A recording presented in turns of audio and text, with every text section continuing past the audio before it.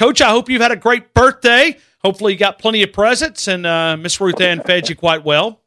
Well, I'm fine. She's been in the hospital for 2 or 3 days, and she's got pneumonia. But other than that, everything's fine. So, when you have 84 birthdays, you don't really worry about just try to make another one. You don't really enjoy the one you have. To tell you the truth. I got you. Now, is she still in the hospital, Coach? No, she got out, but went back to the doctor today, and they said she had pneumonia, so she sort of grounded for 2 or 3 weeks at the house. And so anyway, that'll if she takes care of herself and does right, well, maybe she'll recover from it. But you don't want it to reoccur. That's something you don't want to fool with, especially when you have a little age on you. Sure. Yeah, absolutely. And Coach, let me ask you: when you look back at you see a guy like Freddie Kitchens returning to his alma mater to give back to the university. He's going to be the keynote speaker here for a big coaching clinic that Coach Saban puts on. And it's good to see that name go across the screen with Freddie Kitchens, the head coach of the Cleveland Browns, coming back to the University of Alabama for a day. Oh, and what a great job he'll do. You know, he worked for Coach Saban at LSU for a year. And so I'm sure that they'll have a good reunion, talk about some of the old days. And I can't tell you how pleased and proud I am of Freddie, and what an outstanding job he's done thus far. And I think he'll do an outstanding job for Cleveland. I really do. Now, Coach, just a couple of days ago, you've got, during the middays, we've got Jay Barker that does a show, and Antonio Langham sets in a couple, 3 days a week. And I was driving down the road, and I was listening to these two guys talk, and they have a lot of fun. It's a great show that airs here on our station. And they were talking about how you were so rough on them at spring practice, and how spring practice was so tough. And he said Coach Stallings always wanted to know, who his first team guys was and how they had to battle. Coach, I'm just going to ask you point blank: were you rough on them in spring training? Well, I probably had the reputation of being rough on them all the time. Okay. But I want them to play tough and play well. The game is played by tough players and tough situations. And most of the time, the team that's the toughest usually wins the game. And I didn't want to lose a game because we were out tough by anybody. So I wasn't excessively tough on them. But, football's a tough game. And I wanted them to appreciate where they were and earn their jobs and do a good job. I did work them pretty hard, I'll say that. Now, do you feel like that there's a different goal that when you talk about spring training compared to fall camp? Is there something that you want to get out of spring training that you're not able to push them as hard in fall camp leading into the season?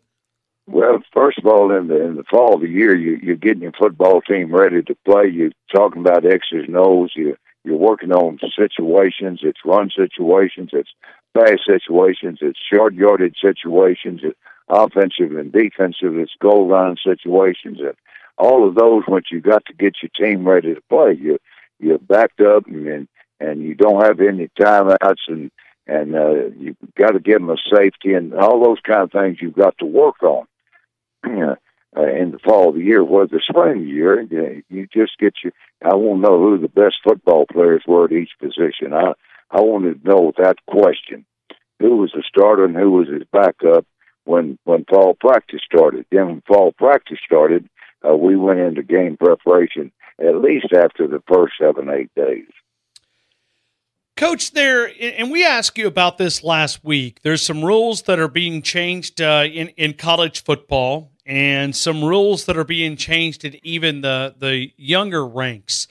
There's a lot of people that are saying that we should remove contact out of football at an early age. 14 years of age, junior high football, high school football, they would have contact. But there was a big report in the USA Today article just a couple of days ago that they're removing contact or would like to remove contact from some of the younger ages. What's your thoughts on that, removing contact at an early age? I would have absolutely no problem with that at all. I think you start contact football way too early.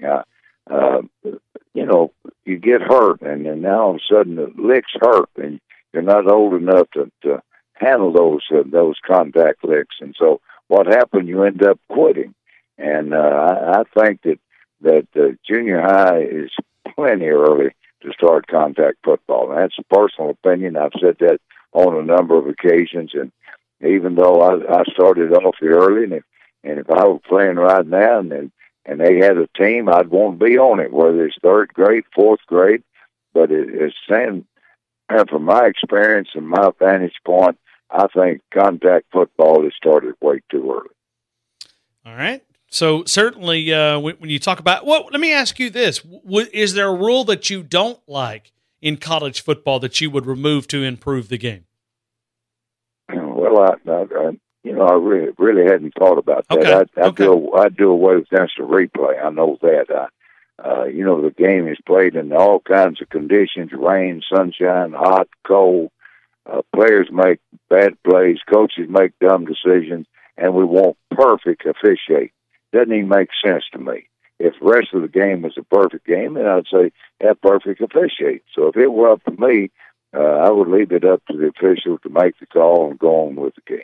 All right. I wrote down one question from someone who listens to our segment that I ran into this week and said, next time you have Coach Stallings on, because we've been talking a lot about kicking here in Tuscaloosa. Place kicker, we missed 9 PATs this past year. When you talk about point after touchdowns, 9. The rest of the league only missed 4 combined. In the other 13, we missed 9. Is there a way that you can simulate place kicking in practice where it is truly live and it puts that same pressure on a kicker as it would be at a game? Yeah, you can kick under pressure full speed. You can work on rushing the field goal as well as protecting it. I worked on with the kickers. I put pressure on them all the time. In fact, one of the players I remember telling me, he said, "Coach, you make me nervous." And I said, "Son, I'm going to be at every game. If you're nervous here on practice, you're really going to be nervous on a Saturday." But yeah, you got to put them in a situation where they've got to kick under pressure, and we kicked under pressure every day during the season. I always love that story. I'm going to be at every one of those games. I love that story when you share it. Yeah, well, that's really what happened, and the youngster turned out to be an outstanding kicker. But there's pressure at whatever position you play. There's pressure on the defensive back. It's 3rd and 9, and they're backed up on the 9-yard line.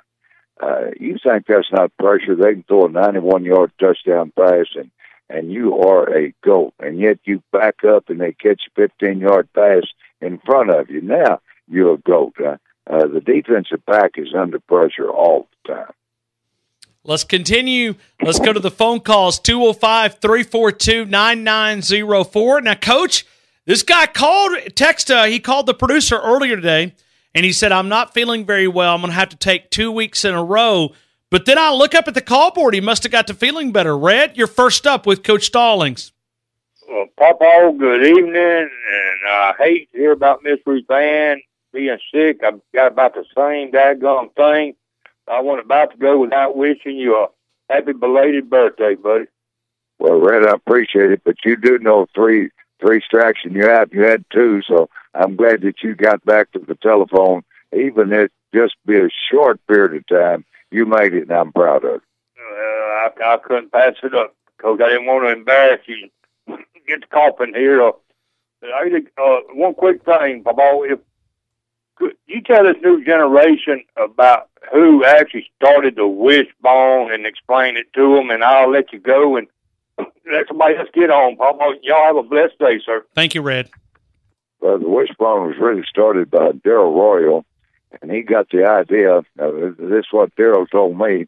When Alabama played Texas A&M in the Cotton Bowl, we put our fullback about 2.5 yards off the quarterback where he could hit off tackle extremely fast. Alabama's linebackers were so fast that would hold them just a little bit. And the fact that we put him up that close, Darrell said that he came back and put him back in a wishbone position, and we had ours in a now position. We didn't go put the two backs in a wishbone position. But he said he got the idea from when we played Alabama in the Cotton Bowl. Well, and Coach, I'll add to this, not that it's the wishbone, but we have some NFL draft analysts on throughout the week, and they informed us earlier this week that it was the fastest group of linebackers as an average up at the NFL Combine that they've ever had go through the NFL Combine. He said the average linebacker up there ran in the 4.6s on a 40-yard dash, and it just shows you the game has changed where – a lot of us are going to smaller linebackers. You got to be able to cover in space, and you got to be able to get out in the open field with all these spread combination offenses. Yeah, the linebackers now, and that guy that runs the 4.6 also weighs 240. It's not anything for a guy to run a 4.6 if he weighs 2.5 or 210, but when he weighs 240, that's outstanding speed, and he hits with authority. So that's what's happening to the linebackers this day and time. They're getting faster, they're getting bigger, they're getting stronger, and they're getting better. And, Coach, let me add this to it. We had a young man from the University of Alabama, the defensive tackle that won the Outland Trophy, Quentin Williams. He is 6'3", 303 pounds, and he ran a 4.840 in Indy. Fastest 300-pound player that they've ever had come through. He did it this past weekend, Quentin Williams. 303 pounds and running a 4.8 40-yard dash. That's the reason Alabama has not been an underdog in 10 years. They've got those linebackers that can run fast. Here's the guy that runs the Outland. He's extremely quick. I tell you, Alabama does an outstanding job of recruiting outstanding players, and then they coach them extremely well. That's a tough combination to beat. All right, let's continue. Another one of our favorite calls, JK. JK, you're on with Coach Stallings. Coach, give me the good news today. Well, JK, I did rehab at 7 o'clock this morning and 7 to 8, and so anyway, I survived it. So weather is absolutely gorgeous. Going to be real pretty. Tomorrow's supposed to have some bad weather. The weekend, hope we don't have the tornadoes that y'all had in Alabama, but they're expecting some bad weather. But I'm going to plant my onions tomorrow, and I'll have them in the ground. I've been tilling and trying to put some bone meal in my garden to get the soil ready myself, Coach, but this old rain keeps washing me out.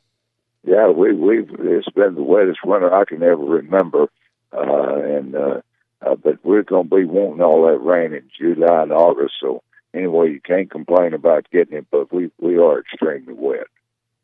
Coach, with Miss Ruth Ann not feeling well, you're going to have to be a good role model for her and go to all your rehab and show her how to do it. I'm going to have to not only go to rehab, I've got to come back and fix breakfast or whatever. I'm going to earn my spurs the next 2 or 3 weeks, but I'll do it. I'll do everything I can to help her get well, but she's been pretty sick here for a while. Now, Coach, are you a good cook? No, I can't cook anything. I can fix cereal. Okay. And but as far as cooking thing, but I've got 4 daughters that are good cooks, and they need to rally around and help the old daddy get something ready to eat. There you go. Coach, how many ponds do you have on your 800-acre ranch there in Texas? How many what? How many fishing ponds do you have? How much water you got on your ranch? Well, I've got one good lake. It's about a 20-something acre lake, and then I've got lots of just little. I've got water in every one of my pastures, and that's what you can't run out of water. If you got cattle, you can run out of hay and you can run out of grain, but you can't run out of water. So all of my pastures have water in them, but I just have 2 that I would consider good fishing lakes. Do you stock your ponds, or do you regularly stock them, or have they been stocked? I stock them, and when you've got grandchildren, you got to make a decision when you have a lake. Do you want to have a bunch of little ones or just a few big ones? Well, when your grandkids are fishing, they want to see that carp go under. They don't care whether it's a pound or 5 pound. There's a whole lot more 1-pounders than there are 5-pounders. So I didn't really handle my lake right, but I handled it where the grandchildren could go out and they could always catch some fish. Well, that's the fun of it anyway. If it's a 1 or a 5, it don't make any difference to them, just as long as they can pull a fish in. That's right. Yeah, but I've got a couple of good fishing lakes, and but I have not handled them properly. To tell you the truth, I need to fertilize them better and take the fish out, and rather than putting them back. But I'm bad about putting them back. Work doesn't start until you get home and start cleaning. Sure. Now, Coach, if you need a couple of good old boys to come over there and fish those small ones out, Ryan's got a brand new Tundra, and we can drive over there and fish those ponds out for you now. Well, they're more than welcome. I'll tell you. It's hard for me to keep them on the bank without putting them back in, and I need somebody to keep them. Coach, when you left Alabama and went to Texas A&M and became head coach, how intrusive was the NCAA in those days? Well, there's a rule of thumb. If the NCAA is for it, I'm against it. And that'll give you some kind of indication of the way I felt about the NCAA. Were they the bean counters and the screw turners that they are in the 21st century?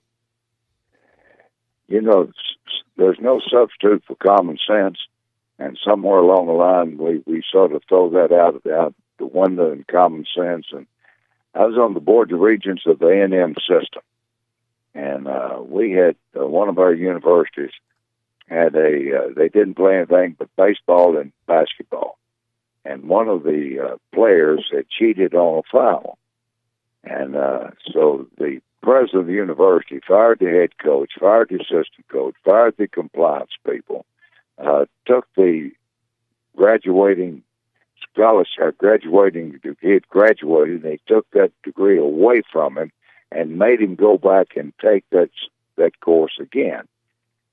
And the NCAA said that they had to investigate it a little bit more. Now, this was 90% Hispanic at this particular university. The president had done everything that he knew to do, fired the president, the athletic director, and the assistant athletic director, and the compliance guy. What more? Somewhere along the line, you got to use some common sense. And I think that's a good example of not using common sense. Yeah, it sounds like one, Coach. Well, Coach, I'm going to get off the horn, and I want you to know that I'm going to pray for you and Miss Ruth Ann, and she's going to get better because God is good. I appreciate it. No question about that. He's good all the time. All the time, God's good. Thank you, well, JK. Coach, I hope my feet hit the ground so I can talk to you next week, Coach. Have a great weekend. Happy birthday to you. Thank you. Thank you. And let's continue here. Let's go to Dewey. Dewey, you're on with Coach Stallings. Coach Stallings, how are you, sir? I'm doing fine. Thank you for asking. Coach, I had a question. I saw something a little bit while back that, they're trying to get to where they can get A&M in Texas to play again every year. And I don't remember who didn't want to get involved in it or didn't want to do it. But I was just wondering, you're an A&M guy. What is your opinion on that? And would you like to see that game played every year? I definitely would. Back when I was in school, we played the game on Thanksgiving. And we beat the University of Texas in Austin for the first time A&M had ever beaten them in that particular arena, and they gave the student body a day off. So that's always been a big game, A&M in Texas, and it really hurts me that they're not playing anymore. I think one of the reasons A&M went into the SEC, and for whatever reason, I feel like that either the athletic directors or the presidents or the board of regents or somebody needs to get together and say, guys, y'all figure out a way that you can play the game. But then until that happens, I don't think we're going to play. Great question. All right, Coach. Well, as always, we love you. We're praying for Miss Ruth Ann, and y'all take care of yourselves. Appreciate it, and have a good day, my friend. Thank you. Pee Wee helping us out from Lower Alabama. Let's stick with another caller that's been waiting for a long time. He always tries to get a call in. Ellis from Tennessee. Ellis, good afternoon. You're in the game. Good afternoon, Coach Stallings, and happy belated birthday, by the way. Oh, thank you, Ellis. I appreciate that. When you reach 84, those birthdays come pretty quickly. Yes, sir. I got a mama that just turned 83 back in January. So, but she still runs circles around me, though. Well, we're on borrowed time when we get there, so we better enjoy every day, and that's what I try to do. And my complaining days are over. I just don't complain about anything. I don't mind telling you what happens, but my complaining days are over. Well, yeah, just enjoy it. Like you said, enjoy your days. That's right. Enjoy everyone. I'm going to plant onions tomorrow, and I'm looking forward to it. Oh, I'm happy that you're able to get to do that, because I know you've been wanting to do that. So I'm happy for you. Yeah, I've got a little help, and thank goodness. It's hard for me to bend over. My old knees are bad and my back's bad, but with a little help, we'll get them in the ground. And I'm sorry to hear that Miss Ruth Ann's sick. I will be praying also for her to get better. I hate to hear that. Hopefully she will get better here soon. That pneumonia is something that you don't want to fool with, and it can reoccur, and she's going to have about 2 or 3 weeks where she just has to stay at the house and don't do anything, and that'll be extremely hard on her. Well, I hate to hear it, but we all will be praying for her to get better. Have a good day, and it's always good to talk to you, Ellis. Thank you, Ellis. Yes, sir. And I hope if everything gets better, and maybe one day we can, like we said, we can come down there and fish in them ponds and get rid of some of them wild boar pigs for you. I'd love for you to do it. Thank you, Ellis. Let's take one more quick phone call. Josh, you're on with Coach Stallings, our final phone call here for the legendary football coach. Hey, Coach Hall. How you doing today? Josh, I'm fine. Thank you. Happy belated birthday there, sir. Thank you. I wanted to just go back on Red's call a little bit, touch on the wishbone a little bit, to ask about the differences in, between a wing tee and the wishbone, and how you would maybe set your defense up against them offenses. Now, was the question, how would our defenses, is that what he... Yeah, the difference between the wing tee and the wishbone, I think, is what Josh was asking. Am I right, Josh? It's a lot of difference in the wing tee and the wishbone. The wishbone, you're going to have basically 3 options. You're going to give the guy the ball to the fullback. He's going to keep the ball, and then he's either going to catch it or he's going to pitch it out. So you've got to have somebody on all 3 of those people. You can't have 2 on 1 and nobody on 1, and they shift and move and come from different directions. But that's the key. If somebody can handle a fullback, somebody can handle a quarterback, somebody get the pitch man, then you have a chance to stop the wishbone. I appreciate it, Coach. I know that's simplifying it, but that's basically what you have to do.